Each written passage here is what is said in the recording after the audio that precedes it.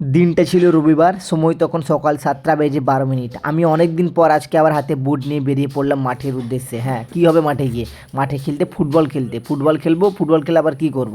শরীর ঠিক রাখবো এই আর কি। অনেক দিন পর মাঠে গিয়ে পৌঁছালাম। মাঠে গিয়ে প্রথমে ড্রেস ট্রেস করে নিলাম, একদম পায়ে হাত পায়ে ভালো করে মোজা টোজা জড়িয়ে দু পায়ে বুট টুট পরে সোজা নেমে গেলাম কিন্তু মাঠে খেলতে। হ্যাঁ, মাঠে তো এলাম অনেক দিন পর। মাঠে গিয়েই দেখি ছেলেরা কিন্তু মাঠে আস্তে আস্তে সব চলে এসছে। ফাইনালি এখন মাঠে এসেও পৌঁছে গেলাম। মাঠে সব ছেলেরা খেলতে চলে এসছে ভাই, অনেকদিন পর খেলতে এলাম। মাঠে সব ছেলেরা এসে সব অপেক্ষা করছে ভাই। মাঠের ওয়েদার বেশ সুন্দর হয়ে আছে, সব ছেলেরা রেডি একদম। দেখো ভাই, মাঠে সব ছেলেরা চলে এসছে, অনেকদিন পর মাঠে এলাম। এখানে ও সব বড় বড় ছেলেরা রয়েছে, বড় প্লেয়াররা রয়েছে। এই যে সব থেকে বড় প্লেয়ার এই যে মিস্টার পটলা, বিদ্যুৎ জামাল, বাকি সবাই রয়েছে। এখনো ছেলেরা বাকি আছে, আসবে একটু পরেই খেলা শুরু হবে।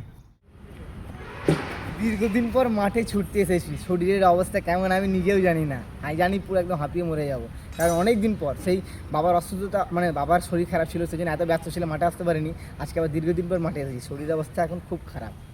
জামোস ডিফেন্ডার মাঠে নেমে পড়লো। চলো চলো নামো নামো, ঠিক আছে। মোহনবাগানের সব থেকে ছোটো প্লেয়ার।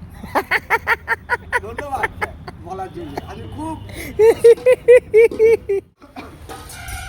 রাহুল, তুই কি মজা এনেছিস কে জানে ভাই। দেখছো শরীরে পুরো ঘামটাম দিয়ে দিচ্ছে, মুখ টুক কালো হয়ে গেছে ঘামে। আর এমন খেলা হয়েছে, এমন তাগড়া খেলা হচ্ছিল। এই যে বল কিন্তু পুরো ফেটে গেছে। নতুন বল সঙ্গে সঙ্গে আনতে দিয়েছে। বলটা আমাদের স্পন্সর করলো কে ভাই?